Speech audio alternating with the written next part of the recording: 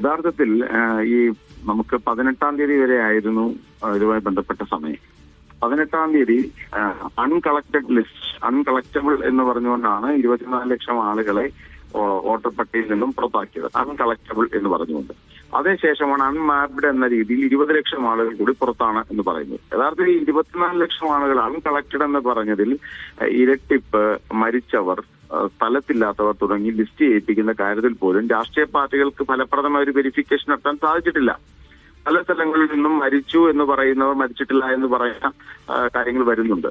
കൂടാതെ സ്ഥലം മാറിപ്പോയി എന്ന് പറഞ്ഞ പലരും അവിടെ സ്ഥലത്തുള്ളവരാണ്, അവിടെ BLO രാഷ്ട്രീയ പീഡനമായി ചെയ്തു എന്ന് പറയപ്പെടുന്ന സ്ഥലങ്ങൾ ഉണ്ട്.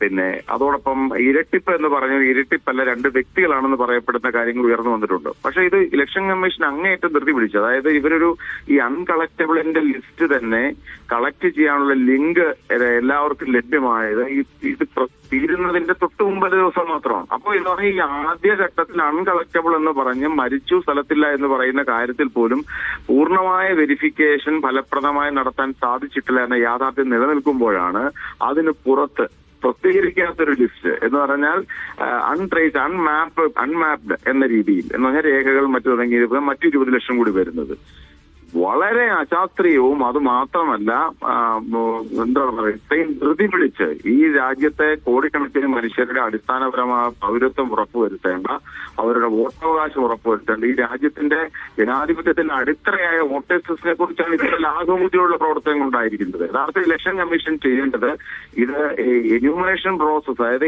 ആദ്യഘട്ട പ്രക്രിയ കരട് പ്രവർത്തനങ്ങൾ പൂർത്തീകരിക്കുന്നതിന് മുമ്പായി തന്നെ 1, 2, 3 ആഴ്ച കൊടുത്ത് ഫലപ്രദമായ സമയം കൊടുത്ത് ഈ മരിച്ചവർ മരിച്ചവരാണോ, ഇരട്ടിപ്പുള്ളവരാണോ, അല്ലെങ്കിൽ സ്ഥലം മാറിപ്പോയി എന്ന് പറഞ്ഞത് സ്ഥലം മാറിപ്പോയിട്ടുണ്ടോ, കൂടാതെ ഇത്തരത്തിൽ അൺമാപ്പബിൾ, ഇതിനെല്ലാം സമയം കൊടുത്തിട്ട് വേണം ഒരു കരട് പ്രക്രിയ പ്രസിദ്ധീകരിക്കാൻ. ലിജു, വളരെ പ്രധാനപ്പെട്ട പോയിന്റാണ് താങ്കൾ ഉന്നയിക്കുന്നത്. അതോടൊപ്പം തന്നെ ചോദിക്കട്ടെ, ഇപ്പൊ തെരഞ്ഞെടുപ്പ് കമ്മീഷൻ ഇതിന് തീവ്ര പരിശോധന എന്നാണ് പേര് കൊടുത്തിരിക്കുന്നത്. അതുകൊണ്ട് തന്നെ രാഷ്ട്രീയ പാർട്ടികൾ ഒരു തീവ്രമായ ശ്രമം ഇനി നടത്തേണ്ടി വരില്ലേ? കാരണം 20 ലക്ഷം ആളുകളുടെ രേഖകൾ അവർ ഹാജരാക്കണം. അതിന് ആ ആളുകളെ സഹായിക്കാൻ വേണ്ടി രാഷ്ട്രീയ പാർട്ടികൾ മുന്നിട്ടിറങ്ങണം. രണ്ടാമത്തെ കാര്യം, 24 ലക്ഷം പേർ പട്ടികയിൽ ഇല്ല. അതിൽ 6 ലക്ഷത്തിലധികം ആളുകൾ മരിച്ചവരാണെന്ന് പറയുന്നു. അങ്ങനെയാണെങ്കിൽ ബാക്കിയുള്ള ആളുകളെ കണ്ടെത്താനാവുന്നില്ല എന്നാണ് ഇലക്ഷൻ കമ്മീഷൻ പറഞ്ഞത്. ആ ആളുകളെ കണ്ടെത്തുക എന്നുള്ള ഉത്തരവാദിത്വം രാഷ്ട്രീയ പാർട്ടികൾക്കുണ്ടല്ലോ. അതിനു വേണ്ടിയുള്ള ശ്രമങ്ങൾ ആരംഭിച്ചിട്ടുണ്ടോ? ഞാനതിന്റെ പ്രായോഗിക തലമാണ് ഞാൻ ഈ പറഞ്ഞത്. അതായത് ഈ ആദ്യഘട്ട അൺകളക്റ്റബിൾ എന്ന് പറയുന്ന ലിസ്റ്റ് തന്നെ രാഷ്ട്രീയ പാർട്ടികൾക്കുൾപ്പെടെ ലഭ്യമാകുന്നത് 17-ാം തീയതിയാണ് ഈ ലിങ്ക് ഇവർ കൊടുക്കുന്നത്. BLAമാർക്ക് ലിസ്റ്റ് കൊടുക്കണമെന്ന് പറയുന്നുണ്ട്. അതിൽ ആദ്യഘട്ടത്തിൽ ബഹുഭൂരിപക്ഷം സ്ഥലങ്ങളിൽ നിന്നും കൊടുത്തിട്ടില്ല.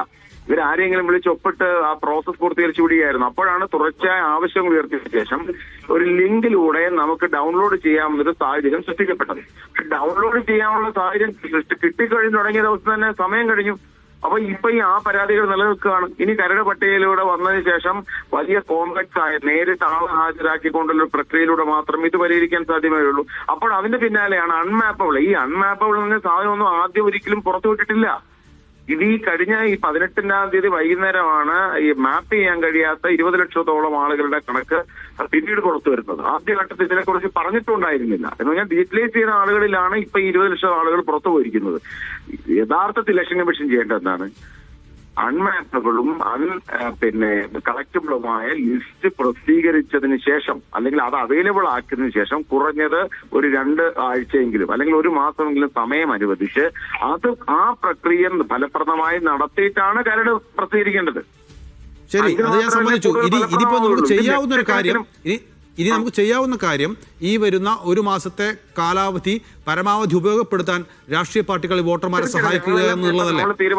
കോൺഗ്രസ് പാർട്ടി തീരുമാനിച്ചിരിക്കുന്നത് അങ്ങനെയാണ്. ഞങ്ങളെല്ലാം ബൂത്ത് തലത്തിൽ തന്നെ ഈ അൺകളക്റ്റബിളും അൺമാപ്പബിളുമായിരിക്കുന്ന ലിസ്റ്റ് പ്രസിദ്ധീകരിച്ച് ചെയ്ത് ഭവന സന്ദർശനങ്ങളിലൂടെ ഒരു ഇന്റൻസീവ് ക്യാമ്പയിനാണ് കോൺഗ്രസ് പാർട്ടി ലക്ഷ്യം വെച്ചിരിക്കുന്നത്. പക്ഷെ ഞാൻ പറഞ്ഞത് ഒരു തെരഞ്ഞെടുപ്പ് പ്രവർത്തനം, ഒരു രാജ്യത്തിന്റെ അടിസ്ഥാനമായ ജനാധിപത്യ പ്രക്രിയ ഇത്ര ദുർഗ്രാഹ്യമാക്കുന്ന ഒരു പ്രവർത്തനം എന്തിനാണ് ഇലക്ഷൻ കമ്മീഷൻ നടത്തുന്നത്?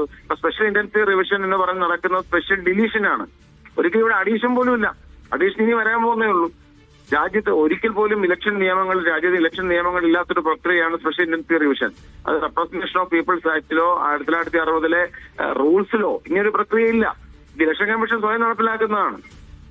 ഒട്ടും ശരിയായ ഒരു കാര്യമല്ല ഇവർ ചെയ്തുകൊണ്ടിരിക്കുന്നത്. യെസ്, വളരെയധികം നന്ദി ശ്രീ ലിജു പ്രതികരിച്ചതിന്.